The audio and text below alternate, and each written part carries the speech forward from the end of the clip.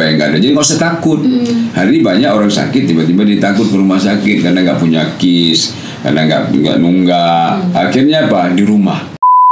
Bila memang betul-betul dia tidak punya identitas sama sekali, kita ada program namanya di Kota Medan ini unregister ya, tidak punya registrasi kependudukan, pengemis, gelandangan, orang-orang di sekeliling kita yang tidak punya. Assalamualaikum warahmatullahi wabarakatuh. Salam sejahtera, Om Swastiastu, Namo Buddhaya, salam kebajikan dan salam sehat untuk kita semua. Sekali lagi selamat pagi Sobat Dewan. Selamat datang dalam YouTube channel Sekretariat DPRD Medan dalam program DPRD Menyapa. Nah, pada pagi hari ini perkenalkan saya Syahyu Mutiara yang akan membawakan podcast kita di pagi hari ini di DPRD Menyapa. Dan tentunya hari ini saya nggak sendirian karena kita udah hadir di sini bersama kita tentunya seorang sosok yang inspirasional juga. Tentunya siapa lagi kalau bukan Wakil Ketua DPRD Kota Medan Bapak Haji Teku Barumsyah SHMH. Selamat pagi Bapak. Selamat pagi Mbak Sayu. Apa kabarnya Pak? Alhamdulillah sehat. Alhamdulillah sehat. Pagi ini saya lihat Bapak ceria sekali Pak. Ya. Cerah juga ya Pak ya. Cerah. Apakah Harus ini bugar. Harus bugar? Nah itu dia. Apakah ini efek dari karena Bapak sering berolahraga? Ya harus begitu ya. Karena memang setiap hari kita harus luangkan waktu minimal setengah jam untuk olahraga. Minimal setengah jam untuk berolahraga. Tuh, Sobat Dewan.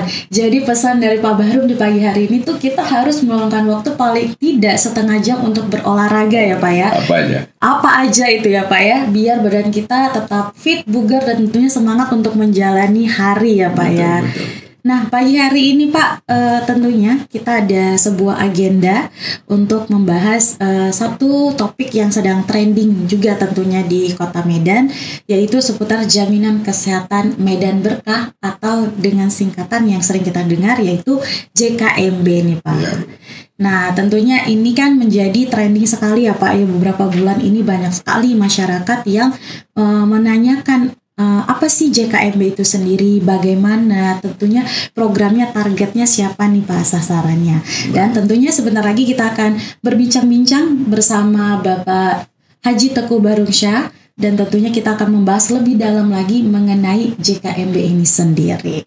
Gimana Bapak? Kita sudah siap untuk membahas ini lebih lanjut? Boleh, siap. Sudah siap ya Pak ya. Kalau begitu Pak, tentunya seperti yang sudah saya sampaikan di awal bahwa banyak sekali pertanyaan di benak masyarakat tentunya ya Pak ya. Nah pertanyaan pertama saya ini untuk mengawali topik kita yaitu bagaimana akhirnya bisa dicetuskan program JKMB ini sendiri Bapak? Baik, JKMB itu kan jaminan kesehatan daerah ya. Sesungguhnya memang kalau kita menceritakan sejarah tentang jaminan kesehatan daerah, kita sejak 2010 itu kita sudah punya Jamkesda di Kota Medan sebelum adanya BPJS. Jamkesda itu tentunya kenapa Medan bisa membuat itu karena PPD Medan baik ya, dan kita punya PPD yang kuat sehingga kita bisa menjaminkan masyarakat di Kota Medan pada saat itu 2010 350.000 orang.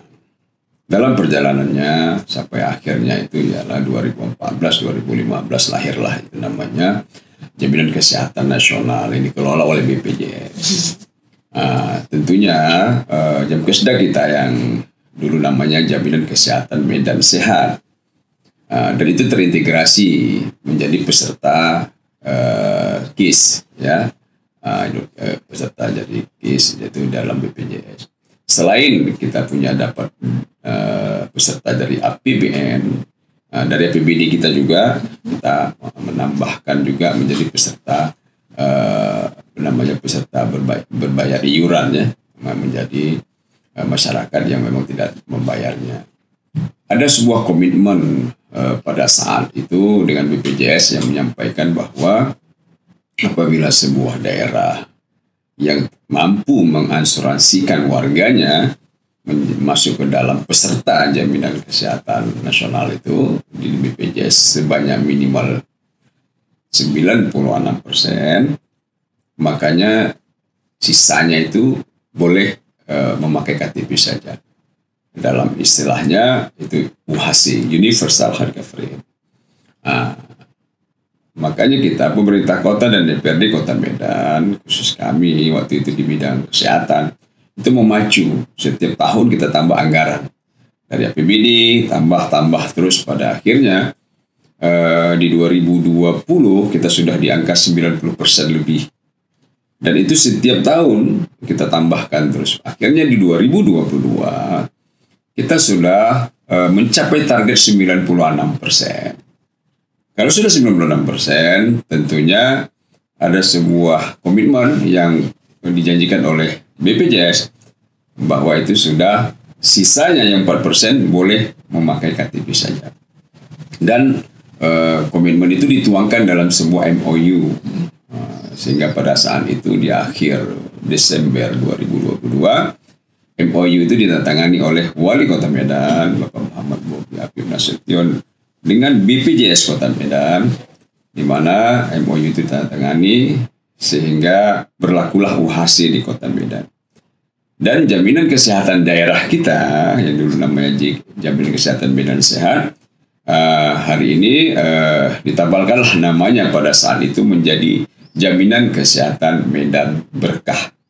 Ya, tentunya itu istilah untuk Kota Medan, dan itu juga tetap sebagai peserta penerima bantuan iuran yang dari APBD kota. Itulah cikal bakal Jamkesda yang dulunya akhirnya ketika MOU di 2022 maka dinobatkanlah namanya menjadi Jaminan Kesehatan Medan Berkah oleh Wali Kota Medan. Dan itu pantas dilakukan karena di masa kepemimpinan Bapak Muhammad Bobi Apif Nasution kemarin itu juga kita semakin memperbesar kuota itu sehingga mencapai target. Jadi wajar sekali di dalam pemerintahan hari ini di bawah kepemimpinan Bapak Muhammad Bobi Apif Nasution yang tentunya berkolaborasi dengan DPRD Kota Medan, itu program ini berjalan sehingga muncullah sebuah istilah dengan nama yang baru, yaitu Jaminan Kesehatan Medan Berkah atau JKMB.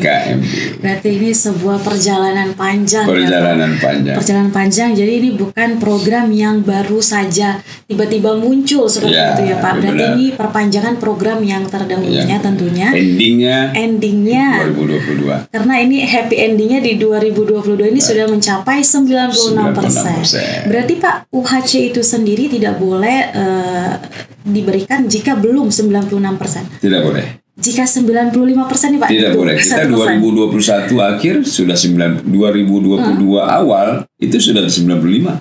Sudah 95. Belum bisa. Tapi belum bisa. Belum boleh. Berarti 96 ini adalah standar nasional. Ini sudah ditentukan ya Pak ya? Sudah ditentukan. Dan tentunya Kota Medan menyanggupi ya Pak ya? Menyanggupi karena kemampuan, insya Allah. Alhamdulillah setelah COVID kemampuan keuangan kita juga semakin baik, PAD kita juga sudah semakin baik. Alhamdulillah baik Pak. Selanjutnya tentunya kan kita tadi sudah memahami nih apa itu JKMB sendiri dan bagaimana perjalanannya di awal, dan pastinya juga masyarakat bertanya-tanya siapa aja nih yang bisa menggunakan layanan JKMB ini sendiri Pak. Apakah saya bisa menggunakan juga atau ada orang-orang tertentu yang bisa menggunakan layanan JKMB? Baik, persoalan di BPJS hari ini saya ingin sampaikan ya kepada pemirsa semua bahwa selain yang belum mempunyai jaminan kesehatan, di Kota Medan ini ada 200.000 orang yang sudah menunggak non-ak ya, tunggakan kelas 1, kelas 2, kelas 3. Ada juga penerima bantuan iuran PBI ini dari APBD dan APBN, khususnya dari APBN dan APBD provinsi yang tiba-tiba non-aktif kartunya. Kategori yang itu semua boleh memanfaatkan JKMB, dalam hal ini UHC. Yang menunggak, yang dulu dia ada uang kelas 1, kelas 2, kelas 3, hari ini dia boleh memanfaatkan dengan hanya memakai KTP saja. Asal dia ada sakit, silakan sampaikan saya ikut program UHC. Itu yang menunggak. Walaupun kelas 1, kelas 2, kelas 3. Walaupun nanti tunggakannya tetap ditagih. Tapi itu tidak menghalangi dia mendapatkan jaminan dari APBD kita dengan program ini. Yang kedua yang nonaktif, yang selama ini nonaktif, tiba-tiba nonaktif nggak bisa berobat, boleh diaktifkan kembali dan memakai program APBD kota. Dan yang ketiga pastinya yang belum memiliki kartu jaminan kesehatan. Sepanjang dia punya NIK, terdaftar di baik dia di KK, itu berhak mendapatkan jaminan dan berlaku untuk seluruh Indonesia, dia dimanapun berada, yang penting penduduk Kota Medan, KTP Medan. Yang penting dia penduduk Kota Medan ya Pak ya. Terdaftar. Berarti Pak tadi yang misalnya dia pernah ada tunggakan seperti itu ya Pak ya. Terus mungkin bingung cara penyelesaian gimana, tiba-tiba dia sakit, itu dia butuh bantuan, dia bisa datang ke Vaskes kemudian menunjukkan KTP ya Pak ya. Tidak harus ke Vaskes. Kalau dia darurat langsung rumah sakit. Langsung darurat ke walaupun memang ada beberapa oknum rumah sakit yang memang belum dapat informasi yang utuh. Ya, makanya kita juga kemarin mengumpulkan seluruh rumah sakit di Kota Medan dengan BPJS. Dan itu melalui PIC mereka, kita ingin memastikan jangan sampai ada lagi yang main-main dengan program ini. Yang mengancam-ngancam kamu harus bayar dulu tunggakan, macam-macam lah, yang minta DP dulu. Dan itu terjadi banyak. Dan itu kita selesaikan dan kita minta itu ditindak rumah-rumah sakit yang memang tidak bekerja sama dengan program ini ya. Yang masih juga alasannya belum paham, belum tahu. Padahal seluruh rumah sakit sudah ada kartu tempat pendaftarannya. Langsung daftarkan, linkkan ke BPJS, BPJS akan aktifkan. Luar biasa. Ternyata sudah sangat tepat sasaran berarti ya Pak. Sudah sangat tepat sasaran dan juga tadi dengan cara yang sudah dipermudah juga. Tapi Pak pastinya tentunya banyak juga pertanyaan mengenai persyaratan nih Pak. Pastikan orang-orang bertanya kira-kira persyaratan untuk mendapatkan layanan JKMB ini sendiri apa? Kalau tadi kan ada yang mungkin yang sudah mengalami tunggakan, yang sudah non-aktif, atau memang dia layak mendapatkan bantuan iuran. Selain itu, apa lagi nih Pak persyaratan? Syaratnya yang sudah ada KTP pasti KTP. Yang belum ada KTP dia ada NIK. Oh, ada NIK dari bayi baru lahir yang belum ada NIK. Nah, ini saya kasih tahu, ini hari ini banyak masalah juga di lapangan. Itu tentunya mengurus NIK kan lama. Akte lagi. Dia pakai NIK mamanya. Oh boleh. Selama 3 bulan. Oh selama 3 bulan saja Pak ya. Kan 3 bulan kan ada proses dia membuat akte dan lain-lain kan. Tapi sebelum 3 bulan. Jadi jangan kemudian ketika dia lahir anaknya ada masalah, anaknya diminta duit karena anaknya itu belum ada NIK-nya. Nah, jadi melalui forum ini saya ingin sampaikan kepada masyarakat bahwa anak yang baru lahir ketika melahirkan pasti pakai BPJS emaknya. Anak yang baru lahir ada masalah, misalnya terjadi kendala kesehatannya, dia didaftarkan melalui pakai NIK ibunya. Nah, nama dia anak ibu. Nah, itu nih untuk Sobat Dewan juga nih ya, tadi sudah diingatkan oleh Bapak. Jadi ini juga satu pengingat ya Pak ya, untuk para ibu-ibu, Sobat Dewan yang di rumah juga, jika anaknya lahir nih, baru lahir langsung diurus tuh ya Pak ya. Langsung diurus. Kasih kesempatan 3 bulan. Benar, untuk surat menyuratnya sampai keluar NIK-nya untuk berjaga-jaga ya Pak ya. Benar, untuk berjaga-jaga nih Sobat Dewan, karena ini penting sekali. Benar, kesehatan keluarga itu juga menjadi pemicu juga ya Pak ya. Maksudnya sebagai kuncian keluarga itu sehat. Kalau tak sehat, semua terkendala. Benar, ekonomi juga bisa bermasalah. Bisa jadinya pendidikan bisa bermasalah, ya kan? Terganggu semuanya. Nah, itu tadi persyaratan sudah dijawab. Ternyata hanya menggunakan KTP. Jika belum KTP, bisa menggunakan NIK ya Pak ya. Yang penting sudah terdaftar. Nah, kemudian Pak, selain jaminan kesehatan, apalagi nih benefit ataupun manfaat JKMB bagi masyarakat, terkhususnya Kota Medan? Ya, memang JKMB itu hanya untuk kesehatan, pure untuk kesehatan. Karena memang dia khusus dan itu juga memang yang dikelola oleh BPJS. Karena kita juga punya APBD yang kuat sehingga kita menjadi pendampingan lah ya. Dan itu memang hanya khusus untuk kesehatan. Hanya khusus untuk kesehatan. Program ini memang program yang kenapa?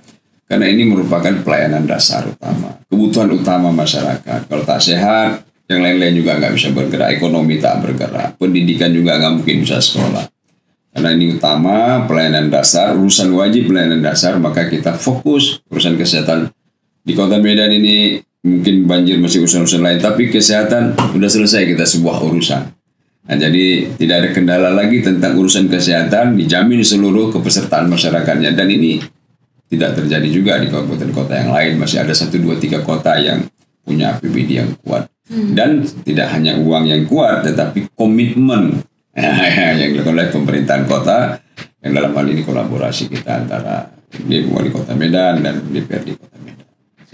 Berarti itu benefitnya emang sasarannya benar-benar kesehatan ya, kesehatan, Pak, ya. Dan tentunya ini juga menjadi poin penting juga untuk betul. Perkembangan daerah tersebut. Betul. Baik Pak, kemudian pertanyaan yang berikutnya nih Pak, mengenai seberapa luas cakupan layanan JKMB ini sendiri, dan apakah JKMB ini mengcover penyakit-penyakit berat nih Pak? Iya, seluruh penyakit apa yang dijamin oleh BPJS Kesehatan secara nasional itulah dijamin juga oleh JKMB ini. Karena pada prinsipnya juga ini kan yang kelola juga BPJS. Cuma JKMB ini kebetulan penyandang anggaran saja ya dari kita. Tapi sistem pelayanannya sama dengan sistem dengan ya BPJS memang BPJS ya yang dikelola oleh BPJS dengan seluruh provider rumah sakit yang ada. Ya tentunya fasilitas-fasilitas mulai dari FKT, fasilitas kecantikan pertama, puskesmas dan klinik, rumah sakit TPC, rumah sakit tipe B, bahkan sampai ke rumah sakit TPA. Bahkan ada juga kalau tidak bisa dilayani di sini, kita juga pernah juga beberapa kali rumah sakit jantung harapan kita. Begitu juga dengan rumah sakit gangguan kejiwaan. Dan itu juga apa yang dijamin oleh BPJS Kesehatan. Dan saya pikir itulah dia sama jaminannya semua. Tapi satu hal yang perlu kami sampaikan, sebagai penduduk Kota Medan, kami juga pernah menangani ketika dia keluar daerah, dia tidak punya KIS, tiba-tiba dia sakit di provinsi lain, dan itu juga dia bisa berobat gratis di tempat lain setelah kita berkomunikasi dengan BPJS Kota Medan, kemudian berkomunikasi dengan BPJS cabang setempat. Cabang setempat tersebut berkomunikasi dengan rumah sakit di daerah yang tersebut, dan BPJS di cabang setempat itu menyampaikan kepada rumah sakit daerah dimanapun itu supaya mendaftarkan orang ini ke BPJS Kota Medan dari tempat rumah sakit yang ada. Luar biasa. Baik di Jakarta dia, kita orang Medan nih, tiba-tiba nggak ada KIS, sakit di Jakarta. Saya orang Medan. Nah, kita minta supaya tolong saya didaftarkan menjadi peserta KIS gratis, tolong didaftarkan ke link BPJS Kota Medan. Dan BPJS akan membuka itu, mendaftarkan dan langsung mengaktifkan sebagai peserta. Berarti sudah terintegrasi juga ya? Ya, karena ini sudah dikelola BPJS seluruh wilayah Indonesia yang ada cabang BPJS-nya, dan tentunya rumah sakit provider. Provider BPJS. Kalau nggak provider tidak bisa. Tidak bisa. Ya. Itu tadi kan mengenai cakupannya berarti sudah terintegritas. Kalau tadi Bapak sempat sampaikan bahwa layanannya juga sama sebenarnya seperti BPJS. Memang BPJS. Nah, kalau di BPJS itu kan ada layanan pasca berobat ya Pak ya. Itu masih bisa melakukan perawatan lagi. Nah, kalau di JKMB sendiri ini apakah ada layanan kesehatan pasca berobat? Sama. Karena ini khususnya yang kelola ini provider BPJS. Cuma istilah saja JKMB kebetulan karena kita pakai anggaran kita. Anggaran kita membayar juga ke BPJS ini lebih kurang 150 miliar 1 tahun. Per tahunnya. Per tahun. Karena kan ini menjadi penerima bantuan. Jadi mereka bukan gratis. Penerima bantuan iuran. Perlu saya sampaikan, penduduk Kota Medan hari ini, kita kan ada peserta 2,4 juta. Nah, selain daripada pekerja penerima upah, ada juga APBN, dan juga dia memakai anggaran PBD. PBD kita 555 ribu orang. Kalau kita hitung lebih kurang hampir 150 miliar yang kita bayarkan setiap tahun ke BPJS. Nah, dan kita juga mendapat dana kapitasi dari situ ya untuk di puskesmas. Artinya ketika masyarakat berobat bukan gratis. Jadi rumah sakit itu harus melayani dengan benar. Yang gratis itu dia yang tak bayar, tapi yang bayar pemerintah kota. Baik, berarti yang mengcover gitu ya pemerintah kota. Pemerintah Kota Medan. Baik, ini benar-benar suatu layanan yang tentunya sangat dibutuhkan oleh Sobat Dewan di rumah juga gitu. Benar-benar. Nah Pak, itu tadi kita udah ngobrol. Tentu saya mau kasih insight sedikit nih ke Sobat Dewan bahwa JKMB sendiri ini adalah program yang sudah berjalan sebelumnya, tapi ini akhirnya sudah diresmikan menjadi UHC karena akhirnya pengguna jasa BPJS itu sendiri sudah mencapai 96%. Tapi sedikit saya sampaikan, yang namanya JKMB ini di kepemerintahan yang ada hari ini. Mungkin dulu namanya Jaminan Kesehatan Daerah saja. Benar. Akhirnya ini namanya perjalanan panjang lah ya Pak ya. Perjalanan panjang akhirnya bisa mencapai nama yang namanya Jaminan Kesehatan Medan Berkah. Dan tentunya semua masyarakat dapat menikmati layanan JKMB ini dengan menunjukkan KTP, dan kalau belum punya KTP bisa menunjukkan NIK, dan tentunya cakupan layanannya juga cukup luas dan sudah terintegrasi. Nah itu tadi di segmen pertama kita Pak untuk interview kita di pagi hari ini, dan yang selanjutnya nih kita mau sedikit ice breaking nih Pak. Sobat Dewan, kita tentunya akan lanjut ngobrol dengan Bapak Teguh Bahrum. Nah, Bapak tadi kita kan udah seru sekali ya Pak ya. Banyak sekali yang sudah kita bahas tentunya. Nah, saya mau ice breaking sedikit nih Pak, biar kita lebih santai ya? Lebih relax ya Pak ya hari ini. Nah, ini Sobat Dewan, kita mau ice breaking sebentar bersama Bapak, dan tentunya kita mau tanya-tanya hal-hal kecil nih sama Bapak ya. Ini Pak, pertanyaannya dijawab dengan cepat, singkat, dan langsung nih Pak. Ini agak sedikit challenging ya Pak ya. Iya. Pertanyaan pertama nih Pak. Apa cita-cita Pak Bahrum ketika masih kecil? Iya, ingin membantu orang aja ya. Nggak ada cita-cita yang khusus. Ya membantu orang aja lah, bisa bermanfaat ke orang. Itu aja sih. Sesimpel itu. Sesimpel itu aja. Ya, Pak? Memang tak ada cita-citanya. Ya, memang ya mengalir aja dulu. Nggak ada yang khusus lah. Unik juga nih tapi Pak sebenarnya, karena kan biasanya nih ya Sobat Dewan, anak-anak itu lebih identik dengan cita-cita yang mungkin sosok-sosok yang sering dilihat seperti dokter, pilot seperti itu ya Pak ya. Tapi kalau Pak Bahrum sendiri emang dari kecil berniat untuk ngalirannya nggak ada yang khusus ya. Kalau saya nggak pernah ya. Kalau seingat saya ya, mungkin sebelum saya nggak mengingat itu ada mungkin, tapi kalau seingat saya, karena saya di SMP juga saya kan sering ikut organisasi, ya ikut juga itulah organisasi. Ternyata cita-cita Bapak membantu orang dan terwujud juga ya Pak ya. Alhamdulillah.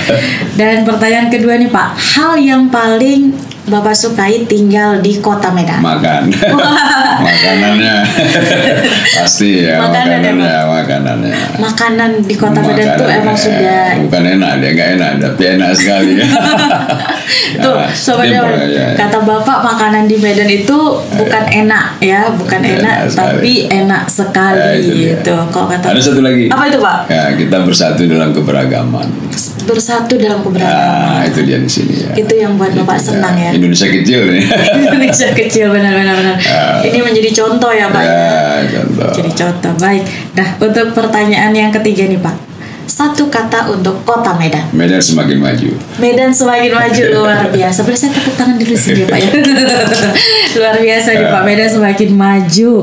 Nah itu tadi pertanyaan-pertanyaan kecil tapi membangkitkan semangat kita lagi ya Pak ya. Tentunya dari sini aja udah tersirat ya cita-cita Kota Medan juga ya Pak ya. Medan semakin maju. Kemudian kondusif. Tentunya sejahtera dan berkah. Sejahtera dan berkah. Amin ya Pak ya. Amin. Nah Sobat Dewan, itu tadi kita udah ngobrol sedikit ya bersama Pak Bahrum mengenai cita-cita Pak Bahrum sendiri. Nah, kita akan lanjut lagi di perbincangan kita, tentunya masih seputar dengan JKMB atau Jaminan Kesehatan Medan Berkah. Pertanyaan saya selanjutnya nih Pak. Baik. Bisa bantu nggak Pak dijelaskan bagaimana mekanisme pelaksanaan JKMB ini antara Pemko dan juga Vaskes? Ya baik, yang pasti tentunya fasilitas kesehatan itu ada yang dimiliki oleh pemerintah kota, ada juga yang dimiliki oleh swasta. Vaskes di pemerintah kota itu kita punya 41 puskesmas di Kota Medan. Itulah ya fasilitas yang kita miliki, yang dimiliki oleh pemerintah kota, yang hampir semua para peserta yang dijaminkan di dalam JKMB itu memakai Vaskes. tersebut. Ya tentunya dukungannya kita juga lebih kurang 41 pustu lebih kurang puskesmas pembantu. Nah itu merupakan tingkat layanan dasar kita untuk melayani para peserta JKMB. Dan di situ memang ada yang rawat inap, ada yang rawat jalan, ya itu paskes tersebut. Kemudian di bawah binaan Dinas Kesehatan Kota Medan kita punya ratusan paskes juga yang berupa klinik swasta. Protapnya apabila memang di dalam fasilitas kesehatan tingkat pertama, tingkat dasar itu memang belum ada cakupan pelayanan yang spesialisasi, makanya puskesmas merujuk ke tingkat rumah sakit TPC menjadi fasilitas kesehatan tingkat ke atasnya ya. Dan di situ juga bisa untuk ke dokter-dokter spesialis. Jadi saya pikir itu, dan itu berjenjang. Nah, berjenjang apabila tidak sanggup di TPC, kita ada fasilitas kesehatan TPB, dan itu semua itu sudah punya MOU ya dengan program-program APBD kita yang dari Jaminan Kesehatan Medan Berkah. Dan itu juga memang ada warga kita juga di Kota Medan ini yang sudah dijamin oleh pemerintah pusat melalui APBN. Yaitu juga menjadi tanggung jawab daripada pemerintah kota untuk memberi fasilitas kesehatan di puskesmas. Begitu juga yang dibantu masyarakat kita oleh APBD provinsi, ada 30.000 orang. Dan ketiga, bantuan tersebut dari peserta tersebut tentunya pemerintah Kota Medan memberikan pelayanan di paskes-paskes pusat kesehatan masyarakat di seluruh Kota Medan. Begitu, ternyata sudah ada jalurnya juga, tentunya jalurnya berjenjang tapi tetap semuanya saling terintegritas tadi ya Pak ya. Baik Pak, dan kita akan masuk lagi ke pertanyaan saya yang berikutnya. Baik. Masih banyak nih Pak. Boleh. Tapi nggak apa ya Pak ya. Siap. Karena tentunya ini juga menjawab pertanyaan. Biar masyarakat juga paham. Benar, Sobat Dewan juga akhirnya paham ya Pak ya. Dan yang berikutnya nih Pak, apakah JKMB berlaku di semua vaskes? Tadi sudah terjawab ya Pak.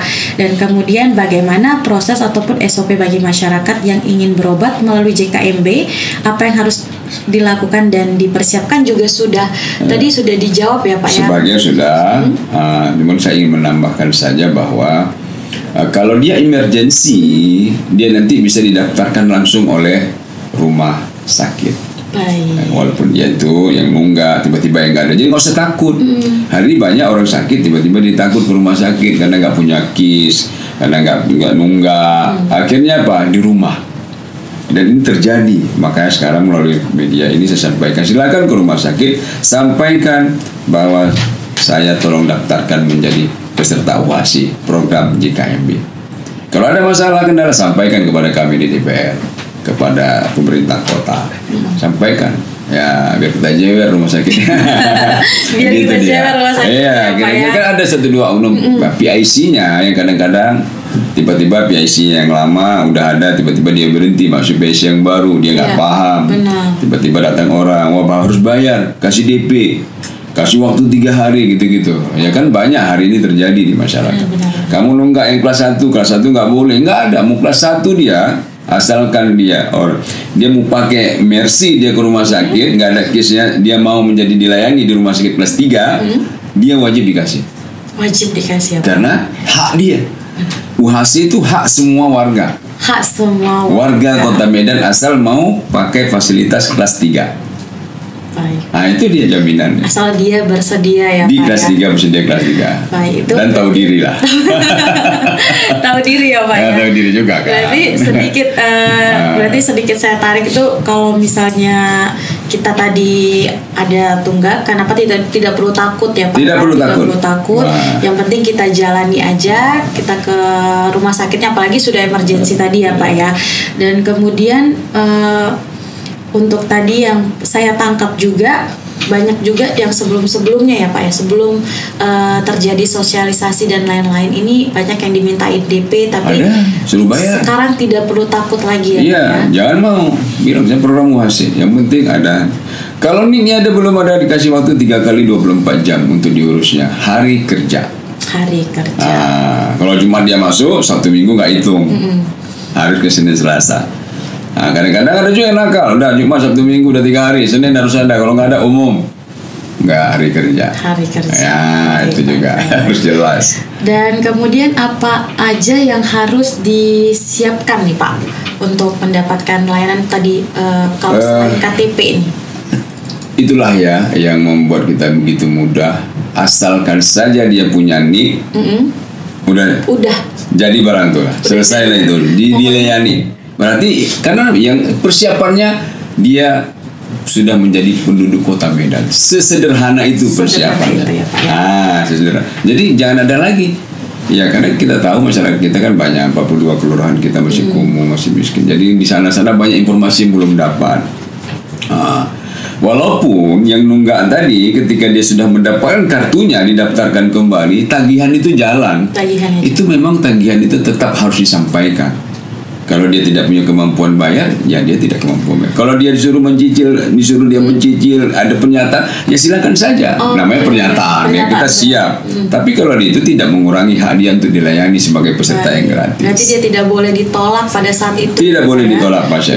Satu hal lagi, hari ini banyak rumah sakit yang menolak pasien alasannya tidak ada kamar. Hal penuh. Dia wajib dititipkan di kelas 2. Kalau tidak ada di kelas 2, wajib dititipkan di kelas 1. Penitipan. Penitipan ya Pak. Wajib sampai ada kamar di kelas 3. Jadi jangan asal tolak. Benar. Jangan asal tolak aja pasien. Dan ini terjadi hari ini. Terjadi Pak. Terjadi banyak di rumah sakit. Berarti harus kita intervensi baru ada kamar. Alasannya mungkin yang datang ini kelas 3 dibilang full ya Pak ya. Ada alasan kelas 2 nanti ini untuk yang penerima upah, malah tahu nanti untuk yang lain-lain atau yang pribadi gitu ya kan. Iya. Itu saya pikir tidak boleh lagi ada rumah sakit menolak pasien. Berarti Sobat Dewan gak perlu khawatir lagi ya, apapun bentuk masalahnya di lapangan itu tentunya semua udah diatasi ya Pak ya. Dan tentunya kita di sini ingin menyampaikan bahwa Sobat Dewan ini gak perlu khawatir lagi, apalagi dalam keadaan emergensi. Benar ya Pak ya, dalam keadaan emergensi tidak perlu takut dan tidak perlu ragu lagi. Benar. Nah kemudian saya juga mau sampaikan ke Sobat Dewan untuk akses seputar informasi JKMB, tentunya Sobat Dewan bisa cek di website ataupun di sosmed. Ini benar nggak Pak? Benar. Bisa cek ya Pak ya? Boleh dibuka dan itu terbuka, dan hari ini boleh ke puskesmas ya. Itu kan memang terbuka ya. Dan boleh juga melalui media-media, silakan cek saja, cari informasi. Bahkan boleh ke teman-teman kita anggota dewan yang hari ini di masing-masing dapil ada, silakan aja. Saya setiap hari itu setiap pagi itu menerima berbagai persoalan ya, di utara sana. Tentunya seputar kesehatan ya Pak. Kesehatan, hal persoalan hak-hak mereka lah kan, aspirasi. Baik, itu berarti masyarakat tentunya dan Sobat Dewan juga bisa mencari informasi juga. Betul. Dari Vaskes terdekat ataupun dari website dan juga dari Instagram. Apalagi sekarang ya Pak, cari informasi mudah ya Pak ya. Mudah. Tentunya mudah, online saja kita harus bisa dapat informasi. Benar. Baik. Sebelum kita masuk ke conclusion ya Pak ya, tadi saya mau menarik lagi, ini sedikit unik nih, bahwa setiap pagi juga Bapak menerima ini ya Pak, menerima aspirasi masyarakat itu. Kira-kira ini paginya hanya di hari kerja atau di weekend? Tidak nih Pak? Ya sepanjang saya ada ya, sepanjang kita masih di rumah, dan masyarakat itu memang kadang-kadang kan mereka yang telah memberi kepercayaan kepada kita kan ingin menyalurkan inspirasi berbagai hal. Saya wajib meluangkan waktu kepada mereka minimal paling tidak 1 jam 1 hari, tentatif lah ya. Itu kadang-kadang kalau misal pagi sebelum kerja, setelah aktivitas ringan kita sudah mulai datang, itu biasa.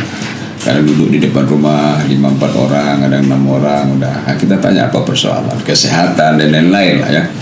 Saya pikir itu juga ya itu yang memang saya lakukan sejak saya di 2009 dulu ya, di DPR sampai sekarang.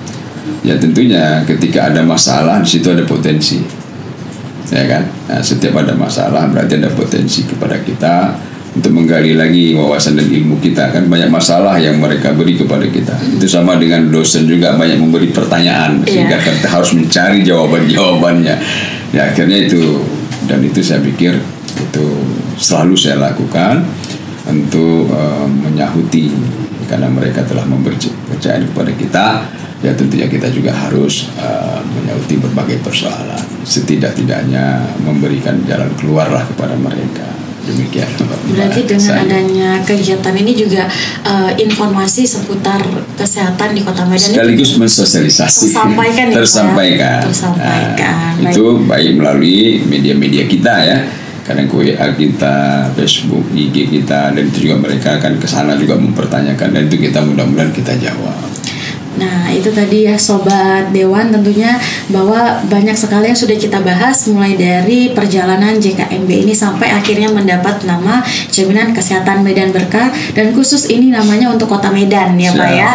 Dan kemudian juga tadi kenapa bisa akhirnya mencapai JKMB ini karena sudah tercover 96%. Dan 96% ini bukan angka dari Pak Bahrum ataupun bukan angka dari pemerintah Kota Medan ya Pak ya, tapi ini merupakan angka langsung ketetapan dari pemerintah pusat melalui BPJS. Dan tentunya siapa saja yang dapat menggunakan layanan JKMB ini Sobat Dewan, siapapun itu dapat menggunakan layanan JKMB ini dengan syarat menunjukkan KTP ya Pak ya. Penduduk Kota Medan tuh, penduduk Kota Medan punya KTP, tapi kalau belum punya KTP yang penting punya NIK.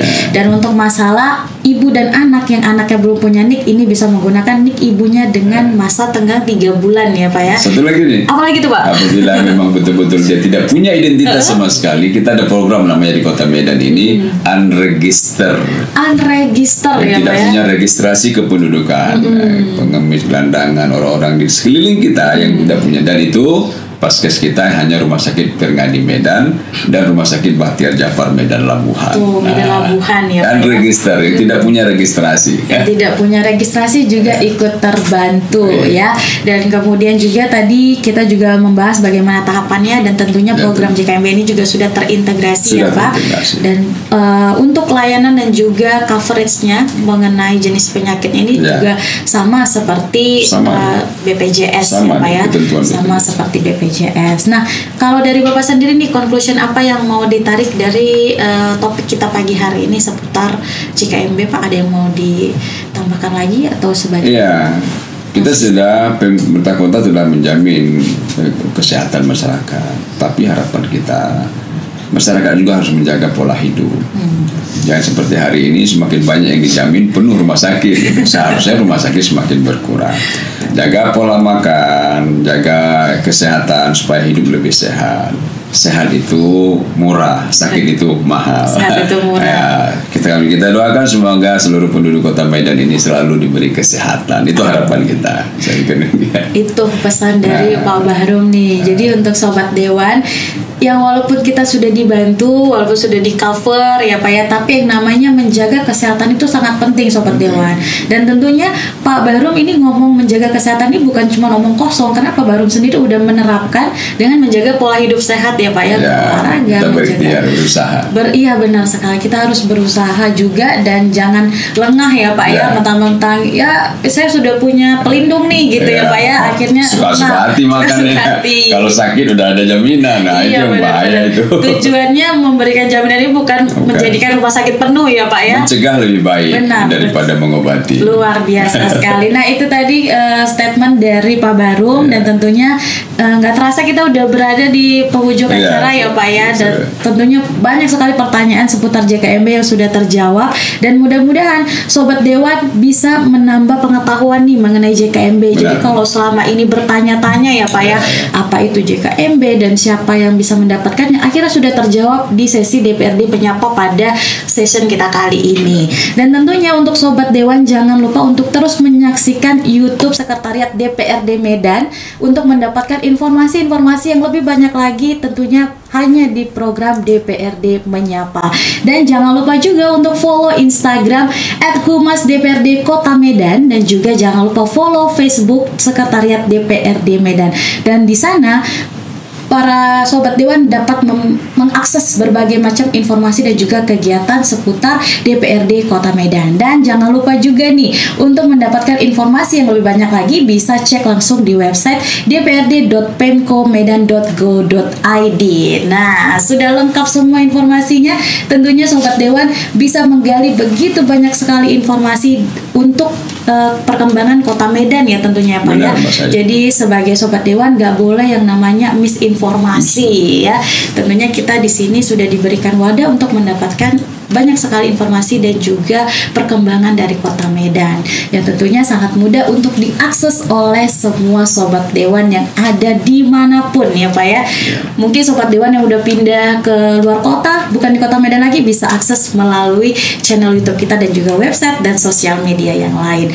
Nah, nggak terasa kita sudah berada di penghujung acara Bapak. Saya ucapkan terima kasih banyak Bapak untuk waktu yang diberikan pada kesempatan kali ini. Terima kasih Mbak Sayu dan semua sobat pemirsa. Baik, terima kasih banyak Bapak. Semoga sekali lagi apa yang disampaikan oleh Bapak Haji Teguh Bahrum pada pagi hari ini, pada kesempatan kali ini dapat menjadi manfaat bagi semua Sobat Dewan yang berada dimanapun, dan tentunya JKMB ini kita harapkan juga menjadi program yang semakin maju dan tentunya dapat membantu seluruh masyarakat terkhususnya di Kota Medan.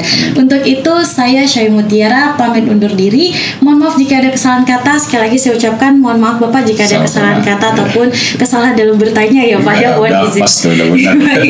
Saya ucapkan terima kasih untuk Sobat Dewan yang udah nontonin saya dari awal sampai akhir bersama Bapak, dan tentunya sekali lagi jangan lupa untuk tonton terus seluruh channel-channel YouTube Sekretariat DPRD Medan dan semua program-programnya. Untuk itu saya Sayang Mutiara pamit undur diri. Selamat pagi dan sampai jumpa.